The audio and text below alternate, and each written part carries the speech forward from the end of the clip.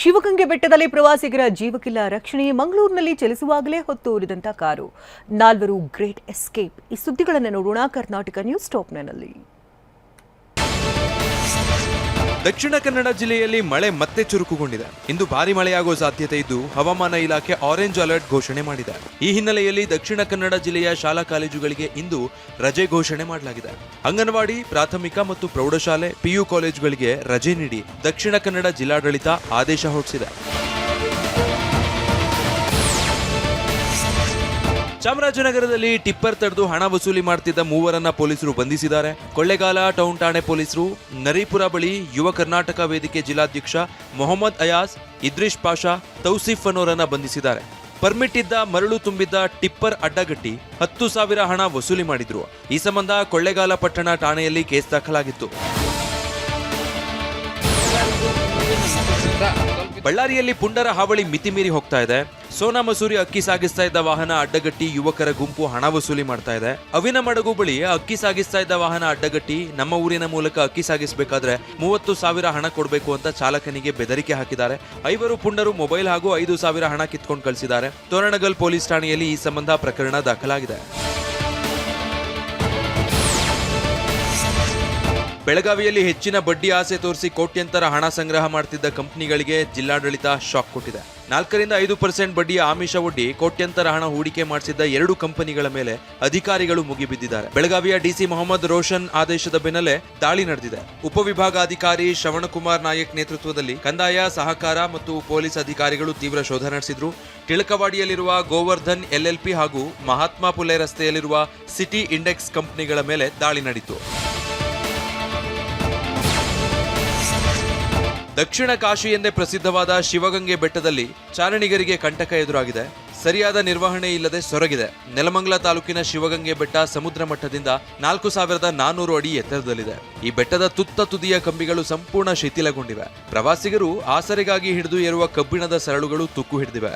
ಮುಜರಾಯಿ ಇಲಾಖೆ ಅಧಿಕಾರಿಗಳ ನಿರ್ಲಕ್ಷ್ಯದಿಂದ ಪ್ರತಿನಿತ್ಯ ಸಾವಿರಾರು ಪ್ರವಾಸಿಗರು ಜೀವ ಕೈಯಲ್ಲಿ ಹಿಡಿದು ಆತಂಕದಲ್ಲೇ ಬೆಟ್ಟ ಏರ್ತಿದ್ದಾರೆ.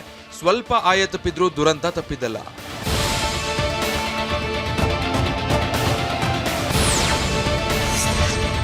ಮಂಗಳೂರು ಬೆಂಗಳೂರು ಹೆದ್ದಾರಿಯಲ್ಲಿ ಚಲಿಸ್ತಾ ಇದ್ದ BMW ಕಾರೊಂದು ಹೊತ್ತಿ ಉರಿದಿದೆ.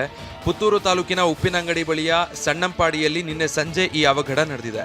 ಮಂಗಳೂರು ಕಡೆಯಿಂದ ಬೆಂಗಳೂರಿಗೆ ಪ್ರಯಾಣಿಸ್ತಾ ಇದ್ದ ವೇಳೆ ಕಾರಲ್ಲಿ ದಿಢೀರ್ ಬೆಂಕಿ ಕಾಣಿಸಿಕೊಂಡಿದೆ. ಅದೃಷ್ಟವಶಾತ್ ಕಾರಲ್ಲಿದ್ದ 4 ಪ್ರಯಾಣಿಕರು ಸಮಯ ಪ್ರಜ್ಞೆಯಿಂದ ತಕ್ಷಣವೇ ಕೆಳಗಿಳಿದಿದ್ದು ಪ್ರಾಣಾಪಾಯದಿಂದ ಪಾರಾಗಿದ್ದಾರೆ. ದೇವನಹಳ್ಳಿ ಸರ್ಕಾರಿ ತಾಯಿ ಮಗು ಆಸ್ಪತ್ರೆಯಲ್ಲಿ ಹೆರಿಗೆಗೆ ವೈದ್ಯರೇ ಲಂಚ ಕೇಳಿದ್ದಾರೆ. 10,000 ಕೊಡಿ ಎಂದಿದ್ದ ಡಾಕ್ಟರ್ ರಾಮಚಂದ್ರ ಹಣ ಕೊಡದಿದ್ರೆ ತಾಯಿ ಮಗುವನ್ನ ಡಿಸ್ಚಾರ್ಜ್ ಮಾಡೋದಾಗಿ ಹೇಳಿದ್ದ. ಸಾರ್ವಜನಿಕರು ಪ್ರಶ್ನಿಸ್ತಾ ಇದ್ದಂತೆ ವೈದ್ಯ ರಾಮಚಂದ್ರ ಅಲ್ಲಿಂದ ಕಾಲ್ ಕಿತ್ತಿದ್ದಾನೆ. ಕೈಯಲ್ಲಿ ನವಜಾತ ಶಿಶು ಹಿಡಿದು ಬಾಣಂತಿ ಮತ್ತು ಕುಟುಂಬದವರು ಆಕ್ರೋಶ ವ್ಯಕ್ತಪಡಿಸಿದ್ರು.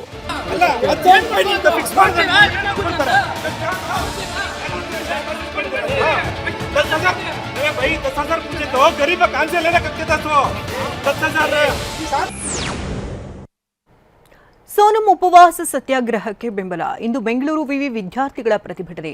ರಾಜ್ಯದ 4 ರೈಲ್ವೆ ನಿಲ್ದಾಣಗಳಿಗೆ ಹೈಟೆಕ್ ಸ್ಪರ್ಶ. ಕಾರವಾರ ಸಮುದ್ರದ ಪಾಲಾಗ್ತಿದ್ದಂಥ ಮಾನಸಿಕ ಅಸ್ವಸ್ಥನ ರಕ್ಷಣೆ. ಈ ಸುದ್ದಿಗಳನ್ನು ನೋಡೋಣ ಸಮಗ್ರ ನ್ಯೂಸ್ ಟಾಪ್ 9ನಲ್ಲಿ. ದೇಶದ ವಿದ್ಯಾರ್ಥಿಗಳ ಭವಿಷ್ಯಕ್ಕಾಗಿ ಉಪವಾಸ ಸತ್ಯಾಗ್ರಹ ನಡೆಸ್ತಾ ಇರುವ ಶಿಕ್ಷಣ ತಜ್ಞ ಸೋನಂ ವಾಂಗ್ಚುಕ್ಗೆ ವಿದ್ಯಾರ್ಥಿಗಳ ಬೆಂಬಲ ಸಿಕ್ಕಿದೆ. ಬೆಂಗಳೂರು ವಿವಿ ವಿದ್ಯಾರ್ಥಿಗಳು ಇಂದು ಪ್ರತಿಭಟನೆಗೆ ಮುಂದಾಗಿದ್ದಾರೆ. ಜ್ಞಾನಭಾರತಿ ಕ್ಯಾಂಪಸ್ನಲ್ಲಿ ಬೆಳಗ್ಗೆ 8:30ರಿಂದ ಸಂಜೆ 6:30ರವರೆಗೆ ಉಪವಾಸ ಸತ್ಯಾಗ್ರಹ ನಡೆಸೋದಕ್ಕೆ ನಿರ್ಧರಿಸಿದ್ದಾರೆ. ಈ ಬಗ್ಗೆ ನಟ ಪ್ರಕಾಶ್ ರಾಜ್ ಮಾಧ್ಯಮ ಪ್ರಕಟಣಾ ಪೋಸ್ಟ್ ಹಂಚಿಕೊಂಡಿದ್ದಾರೆ. ಸಮುದ್ರದಲ್ಲಿ ಮುಳುಗ್ತಾ ಇದ್ದ ಮಾನಸಿಕ ಅಸ್ವಸ್ಥನ ರಕ್ಷಣೆ ಮಾಡಲಾಗಿದೆ. ಉತ್ತರ ಕನ್ನಡ ಜಿಲ್ಲೆ ಕಾರವಾರದ ಟಾಗೋರ್ ಕಡಲ ತೀರದಲ್ಲಿ ಅಲೆಗಳ ಅಬ್ಬರಕ್ಕೆ ಸಿಲುಕಿ ಮಾನಸಿಕ ಅಸ್ವಸ್ಥ ಮುಳುಗ್ತಾ ಇದ್ದ. ಈ ವೇಳೆ ಕರಾವಳಿ ಕಾವಲು ಪಡೆ ಪೊಲೀಸ್ ಸಿಬ್ಬಂದಿ ತಕ್ಷಣ ಬೋಟ್ ಮೂಲಕ ತೆರಳಿ ರಕ್ಷಿಸಿದ್ದಾರೆ. ಅಮೃತ ಭಾರತ್ ನಿಲ್ದಾಣ ಯೋಜನೆಯ ಅಡಿಯಲ್ಲಿ ನವೀಕೃತಗೊಂಡ ರಾಜ್ಯದ 4 ರೈಲು ನಿಲ್ದಾಣಗಳು ಸೇರಿ ದೇಶಾದ್ಯಂತ ಒಟ್ಟು 75 ರೈಲ್ವೆ ನಿಲ್ದಾಣಗಳನ್ನು ಪ್ರಧಾನಿ ನರೇಂದ್ರ ಮೋದಿ ಉದ್ಘಾಟಿಸಿದರು. ದಕ್ಷಿಣ ಕನ್ನಡ ಜಿಲ್ಲೆಯ ಬಂಟ್ವಾಳ, ಕೊಪ್ಪಳ, ಧಾರವಾಡ ಜಿಲ್ಲೆಯ ಅಳ್ನಾವರ ಮತ್ತು ಬಾಗಲಕೋಟೆಯ ಬಾದಾಮಿ ರೈಲ್ವೆ ನಿಲ್ದಾಣಗಳನ್ನು ಪ್ರಧಾನಿ ಮೋದಿ ಪಂಜಾಬ್ನ ಜಲಂಧರ್ ಕಂಟೋನ್ಮೆಂಟ್ ರೈಲು ನಿಲ್ದಾಣದಿಂದ ವಿಡಿಯೋ ಕಾನ್ಫರೆನ್ಸ್ ಮೂಲಕ ಉದ್ಘಾಟಿಸಿದರು. ದಕ್ಷಿಣ ಕನ್ನಡದ ಶ್ರೀಮಂತ ಸಾಂಸ್ಕೃತಿಕ ಪರಂಪರೆಗೆ ಬಂಟ್ವಾಳ ರೈಲ್ವೆ ನಿಲ್ದಾಣ ಸಾಕ್ಷಿಯಾಗಿದೆ. ರೈಲ್ವೆ ನಿಲ್ದಾಣದ ಗೋಡೆಗಳ ಮೇಲೆ ವರ್ಣರಂಜಿತ ಚಿತ್ರಗಳು ಮತ್ತು ವಾಸ್ತುಶಿಲ್ಪದೊಂದಿಗೆ 400 ಮೀಟರ್ ಉದ್ದದ ಪ್ಲಾಟ್ಫಾರ್ಮ್ ಶೆಲ್ಟರ್ಗಳು, ಪ್ರಯಾಣಿಕರ ಮಾರ್ಗದರ್ಶನವನ್ನು ಸುಧಾರಿಸಲು ಕೋಚ್ ಸೂಚನಾ ಫಲಕಗಳು, ರೈಲು ಸೂಚನಾ ಫಲಕಗಳು, ನಿಲ್ದಾಣದ ಗಡಿಯಾರಗಳೊಂದಿಗೆ ಆಧುನೀಕರಣಗೊಳಿಸಲಾಗಿದೆ. 21.14 ಕೋಟಿ ವೆಚ್ಚದಲ್ಲಿ ಕೊಪ್ಪಳ ರೈಲು ನಿಲ್ದಾಣವನ್ನು ನವೀಕರಣಗೊಳಿಸಲಾಗಿದೆ. ಅಮೃತ್ ಭಾರತ್ ಯೋಜನೆಯ ಅಡಿ ಬಾದಾಮಿ ರೈಲ್ವೆ ನಿಲ್ದಾಣಕ್ಕೆ ಹೊಸ ರೂಪ ನೀಡಲಾಗಿದೆ. 15.10 ಕೋಟಿ ರೂಪಾಯಿ ವೆಚ್ಚದಲ್ಲಿ ರೈಲ್ವೆ ನಿಲ್ದಾಣವನ್ನು ಅಭಿವೃದ್ಧಿ ಮಾಡಲಾಗಿದೆ. ಕೇಂದ್ರ ಸಚಿವ ಸೋಮಣ್ಣ ರೈಲ್ವೆ ನಿಲ್ದಾಣ ಉದ್ಘಾಟನೆಗೆ ಸಾಕ್ಷಿಯಾದರು. ಬಾದಾಮಿ ರೈಲ್ವೆ ನಿಲ್ದಾಣದಲ್ಲಿ ಮಾತನಾಡಿದ ಸೋಮಣ್ಣ, ದೇಶದ 75 ರೈಲು ನಿಲ್ದಾಣಗಳನ್ನು 75,000 ಕೋಟಿ ವೆಚ್ಚದಲ್ಲಿ ನವೀಕರಣ ಮಾಡಲಾಗಿದೆ. ಪ್ರಧಾನಿ ಮೋದಿ ರೈಲ್ವೆ ಇಲಾಖೆಗೆ 3 ಲಕ್ಷ ಕೋಟಿ ಅನುದಾನ ನೀಡಿದ್ದಾರೆ. ಇನ್ನೆರಡು ತಿಂಗಳಲ್ಲಿ ಕುಡಚಿ ರೈಲು ನಿಲ್ದಾಣ ಕಾಮಗಾರಿ ಪೂರ್ಣವಾಗಲಿದೆ ಅಂತ ಮಾಹಿತಿ ನೀಡಿದರು. ಟಿವಿಎಸ್ ಮೋಟಾರ್ ಕಂಪನಿ ಮತ್ತೊಂದು ಮೈಲುಗಲ್ಲು ಸಾಧಿಸಿದೆ. ಟಿವಿಎಸ್ ಮೋಟಾರ್ ಕಂಪನಿ ತನ್ನ ಹೊಸ ಬ್ರ್ಯಾಂಡ್ ಅಭಿಯಾನ ತು ರೇಸ್ ಲಗಾವನ್ನ ಪ್ರಾರಂಭಿಸುವ ಮೂಲಕ ವಿಶ್ವದಾದ್ಯಂತ 7 ಮಿಲಿಯನ್ ಟಿವಿಎಸ್ ಅಪಾಚೆ ಗ್ರಾಹಕರನ್ನು ತಲುಪಿದೆ. ರಾಷ್ಟ್ರೀಯ ಪ್ರಶಸ್ತಿ ವಿಜೇತ ಚಲನಚಿತ್ರ ನಿರ್ಮಾಪಕ ರಾಮ್ ಮಾಧ್ವಾನಿ ನಿರ್ದೇಶನದ ಈ ಅಭಿಯಾನದ ಚಿತ್ರ ಟಿವಿಎಸ್ ಅಪಾಚೆಯ ರೇಸಿಂಗ್ ಪರಂಪರೆಯನ್ನು ಆಧರಿಸಿದೆ ಮತ್ತು ರೇಸ್ ಟ್ರ್ಯಾಕ್ಗೆ ಸಂಬಂಧಿಸಿದ ಉತ್ಸಾಹ, ನಿಯಂತ್ರಣ ಮತ್ತು ಕಾರ್ಯಕ್ಷಮತೆಯನ್ನು ದೈನಂದಿನ ಸವಾರಿಯಲ್ಲಿ ತರುವ ಮೂಲಕ ಸವಾರರಿಗೆ ಸ್ಫೂರ್ತಿ ನೀಡುವ ಗುರಿಯನ್ನು ಹೊಂದಿದೆ. ಅಪಾಚೆ ಸಮುದಾಯ 5 ಲಕ್ಷಕ್ಕೂ ಹೆಚ್ಚು ನೋಂದಾಯಿತ ಸವಾರರನ್ನು ಹೊಂದಿದ್ದು, ಟಿವಿಎಸ್ ಅಪಾಚೆ ತನ್ನ ಜಾಗತಿಕ ಗ್ರಾಹಕರ ನೆಲೆಯನ್ನು 90 ದೇಶಗಳಿಗೆ ವಿಸ್ತರಿಸಿದೆ ಮತ್ತು ವಿಶ್ವದ ಅತ್ಯಂತ ವೇಗವಾಗಿ ಬೆಳೀತಾ ಇರುವ ಕಾರ್ಯಕ್ಷಮತೆಯ ಮೋಟಾರ್ ಸೈಕಲ್ ಬ್ರ್ಯಾಂಡ್ಗಳಲ್ಲಿ ಒಂದಾಗಿ ಹೊರಹೊಮ್ಮಿದೆ ಎಂದು ಕಂಪನಿ ತಿಳಿಸಿದೆ.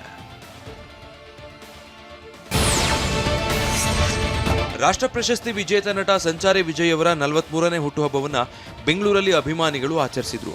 ವಿಜಯ್ ಹೆಸರಲ್ಲಿ ವಿದ್ಯಾರ್ಥಿಗಳಿಗೆ ಅನ್ನ ಸಂತರ್ಪಣೆ ಮಾಡುವ ಮೂಲಕ ವಿಜಯ್ ಫ್ಯಾನ್ಸ್ ತನ್ನ ನೆಚ್ಚಿನ ನಾಯಕನ ಹುಟ್ಟುಹಬ್ಬವನ್ನು ಅರ್ಥಪೂರ್ಣವಾಗಿ ಸೆಲೆಬ್ರೇಟ್ ಮಾಡಿದ್ರು.